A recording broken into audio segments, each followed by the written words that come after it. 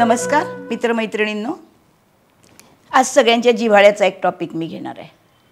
आपण भविष्यशास्त्र कसं काम करतंय हे ग्रह वगैरे सगळं बघतोय, पण स्वतःसाठी माझ्यासाठी आत्ताचे जे ग्रह आहेत ते काय करतील.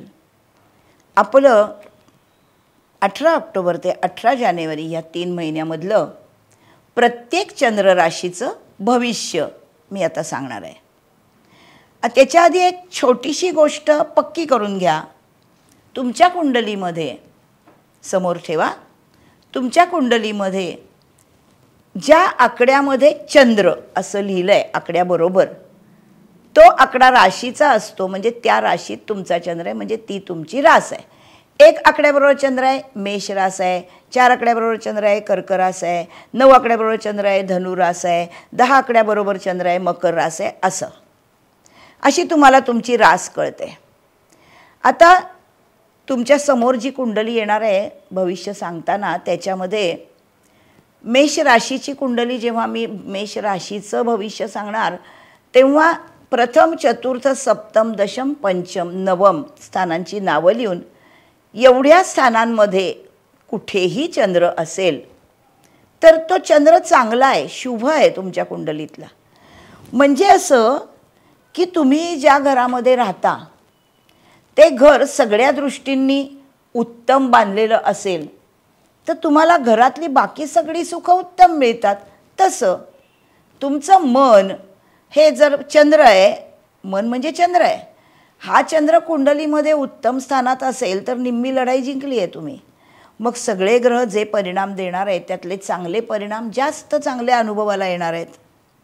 तुमच्या कुंडलीतला चंद्र जास्त चांगला आहे हे कसं ठरवता. तुमच्या कुंडलीमध्ये समोर जन्मलग्न कुंडलीच्या डोक्यावर 2 आकडे असतात, ल म्हणून लग्नाचे आणि चंद्र म्हणून चंद्राचे. त्यातला चंद्र जर 10 अंश ते 20 अंश असेल तर तो युवावस्थेत आहे, प्रचंड बलवान आहे. तुमचा जन्म शुद्ध चतुर्थी ते वद्य चतुर्थीमध्ये झाला तरी तुमचा चंद्र उत्तम बलवान आहे.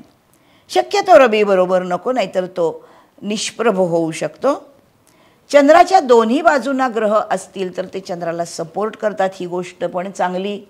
आणि चंद्रावर जेवढ्या ग्रहांच्या दृष्टी तेवढा चंद्र जास्त बलवान हे पण आहे. तसंच हा केंद्र त्रिकोणामध्ये असेल तर उत्तम आहे. ज्याचं तुम्हाला कुंडलीचं चित्र समोर दिसणार आहे त्याच्यामध्ये तुम्हाला प्रथम चतुर्थ सप्तम दशम केंद्र, प्रथम पंचम नवम त्रिकोण हे समजतं आहे. यानंतर आपण सुरू करणार आहोत एकेका राशीचं भविष्य. आपण सिंह राशीकडे जाऊया. सिंह राशी रवीची रास आहे, रवी हा राजा आहे. त्यामुळे सिंह राशीची माणसं झोपेतसुद्धा विसरत नाहीत की माझी राजाची रास आहे. आत्ता विशेष गोष्ट अशी आहे गोचरीमध्ये की केतू सिंह राशीतनं चाललेला आहे आणि जानेवारी महिन्यामध्ये मंगळ जो उच्चीचा येणार आहे तो केतूकडे बघणार आहे. माणूस सिंह राशीचा केतू तिथे असल्यामुळे आत्मपरीक्षण करतो, अपूर्ण गोष्टींची कामं पूर्ण करायला बघतो, जुन्या आणि नव्यांचा संघर्ष सुरू होतो, विश्वासाची अदलाबदल होते, स्वतःच्या सर्व तत्वांमध्ये आमूलाग्र बदल करावासा वाटतो, स्वतःच्या प्रगतीसाठी नवीन गोष्टी त्याच्यामध्ये उडी घ्यावीशी वाटते. ही रास अग्नितत्वाची आहे, त्याच्यामुळे कुठल्याही नवीन गोष्टींना तोंड द्यायला घाबरत नाही. पण स्थिर रास असल्यामुळे उगाचच्या उगाच बदलणं यांना आवडत नाही. जेव्हा तेवढी गरज पडते, एन्व्हायरमेंटमध्ये अशी चॅलेंजेस निर्माण होतात, तेव्हा मात्र ही रास बदल करण्याला अजिबात घाबरत नाही, स्वतःच्या हिमतीवर पुढे जाते. या राशीमध्ये येणारी नक्षत्र मघा हे केतूचं, पूर्वा हे शुक्राचं, ही दोन्ही चतुष्पाद, आणि उत्तरा हे रवीचं नक्षत्र ज्याचा एकच चरण येतो. दिवाळीच्या आसपास नोकरी धंद्यामध्ये चांगले दिवस आहेत. या राशीमध्ये रवीच्या नक्षत्रामध्ये जर चंद्र असेल आणि तो प्रथम पंचम षष्ठ नवम दशम म्हणजे रवीच्या चांगल्या स्थानामध्ये असेल तर सरकारी कामं होतील, सरकारी मानमर्यादा मिळेल. ऑक्टोबरमध्ये रवी जो पराक्रमामध्ये येतो, इथे सरकारी वजन तुमचं पडेल. घरामध्ये भावंडांवरती थोडं तुमच्याबद्दल चांगलं मत निर्माण होईल, धाकट्या भावंडांवर तुमचं वजन असेल. मान मिळेल घरामध्ये. वडिलांशी नातं चांगलं असेल, कारण हा भाग्यावर बघणारा रवी आहे. वडिलांच्या बरोबर वरिष्ठांशी पण चांगलं नातं निर्माण होईल. गुरुशी चांगलं नातं निर्माण होईल. या स्थानामध्ये इथेच रवीबरोबर ऑक्टोबरमध्ये तुळेमध्ये शुक्र पण येतोय आणि बुध पण येतोय. इथे येणारा बुध हा नोकरी धंद्यामध्ये पुढे जाण्यासाठी खूप धैर्याने आणि पराक्रमाने काम करायला लावेल. कारण तो बुध हा धनेश आहे आणि लाभेश आहे. म्हणजे पैसा देणारा, लाभ देणारा हा ग्रह आहे या सिंह राशीसाठी. दिवाळीनंतर मानसन्मानाचे प्रसंग नोकरी धंद्यामध्ये येतील. एकूणच घरात सुधारणा करून सौख्य निर्माण करण्यासाठी नोव्हेंबरमध्ये बुध काम करेल. बुध हा चतुर्थाचा कारक आहे.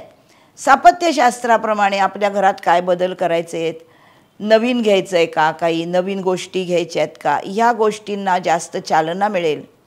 डिसेंबरमध्ये बुध पंचमामध्ये येतोय, धनुराशीमध्ये स्वतःच्या राशीकडे बघणारा येतोय. शेअर मार्केट किंवा स्टॉक इन्व्हेस्टमेंट याच्यामध्ये काम कराल, तिथे तुम्हाला यश मिळेल.